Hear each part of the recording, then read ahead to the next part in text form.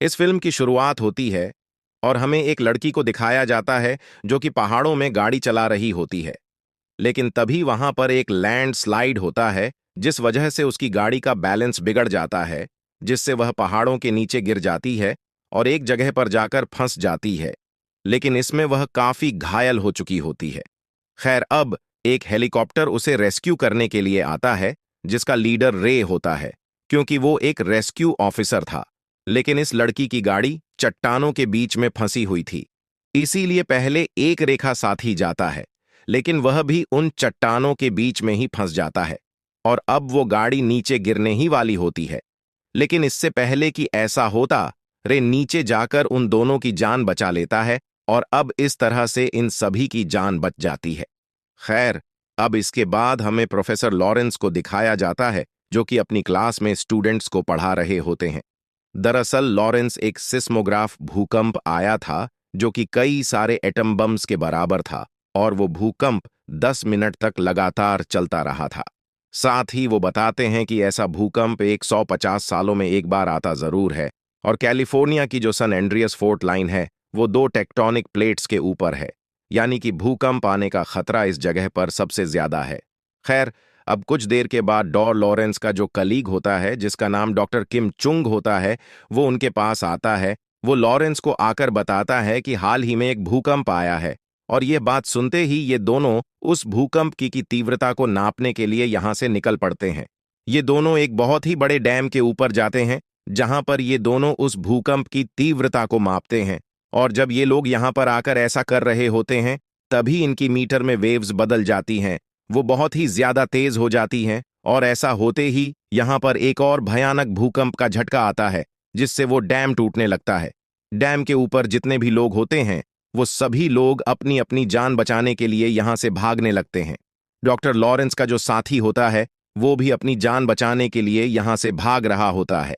लेकिन तभी वो देखता है कि यहां पर एक बच्ची फंस गई है, और इसीलिए वो उस बच्ची को उठाकर यहां से भागने लगता है। लेकिन वह खुद इस जगह से बाहर नहीं निकल पाता, और उस बच्ची को डॉक्टर लॉरेंस के पास फेंक देता है, और वो खुद वहीं पर फंस जाता है, जिसके बाद यह पूरा डैम तबाह हो जाता है। अब दूसरी तरफ हमें फिर से रे को दिखाया जाता है, जिसे कि उसी जगह पर उस घटना स्थल पर पहुंचने का एक मैसेज आता है। यहां पर हमें रे की बेटी ब्लैक को भी दिखाया जाता है, जो कि अब अपनी मोम के साथ रहती है, दरअसल सैन एंड्रियास में, जहां पर कि इस वक्त रे की फैमिली भी है। वहां पर बहुत ही जल्दी एक भयानक भूकंप आने वाला है। और वहीं हमें दूसरी तरफ एमा को दिखाया जाता है, जो कि एक रेस्टोरेंट में एक बिल्डिंग के ऊपर होती है, और तभी वहां पर सब कुछ हिलना शुरू हो जाता है।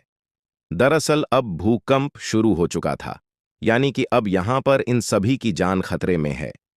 एमा सबसे पहले रे को कॉल करती है, क्योंकि वो एक रेस्क्यू ऑफिसर था, वो एक हेलीकॉप्टर में होता है। वो एमा से कहता है कि तुम चिंता मत करो, मैं जल्दी ही वहां पर पहुंच जाऊंगा। लेकिन इससे पहले कि एमा इसमें दबकर मारी जाती, यहां पर रेप पहुंच जाता है, जो कि रस्सी के सहारे एक नेट को नीचे फेंकता है। अब एमा उस नेट की तरफ भागने लगती है।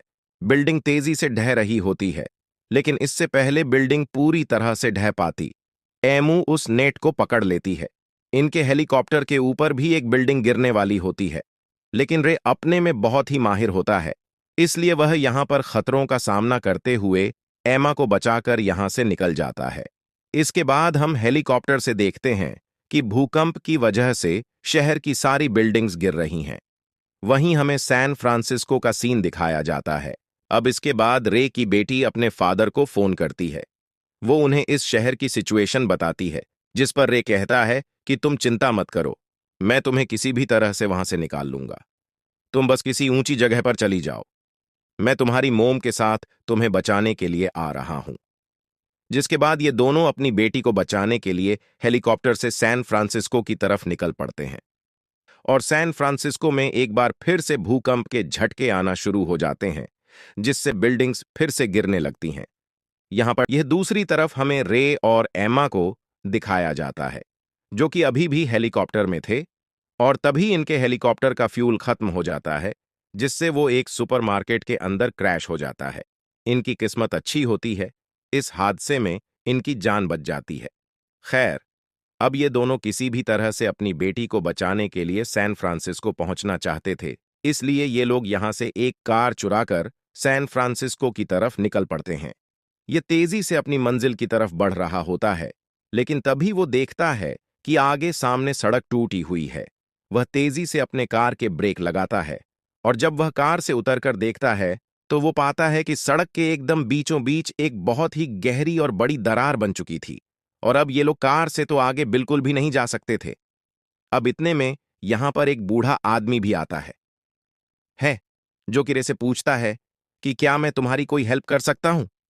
रे उस बूढ़े आदमी से कहता है कि मुझे किसी भी तरह से सैन फ्रांसिस्को पहुंचना है, जहां पर कि मेरी बेटी मेरा इंतजार कर रही है। अब क्योंकि यह बूढ़ा आदमी एक पायलट होता है, ये उसे अपना प्लेन दे देता है, जिसके बाद रे और एमा उस प्लेन को लेकर अपनी बेटी को बचाने के लिए सैन फ्रांसिस्को की तरफ निकल जाते हैं। ये सैन फ्रांसिस्को पहुंच जाते हैं, लेकिन रे देखता है कि एयरपोर्ट पर प्लेन को लैंड करने की कोई भी जगह नहीं बची है। तो अब इसीलिए वो एमा को अपने साथ लेकर पैराशूट की मदद से नीचे कूद जाता है, जिसके बाद रे एक बार फिर से अपनी बेटी से कांटेक्ट करता है। वो उससे कहता है कि बेटा तुम्हें स्टेडियम की तरफ आना होगा, लेकिन रे की बेटी कार से स्टेडियम की तरफ नहीं जा सकती थी क्योंकि वो शहर के दूसरी तरफ था।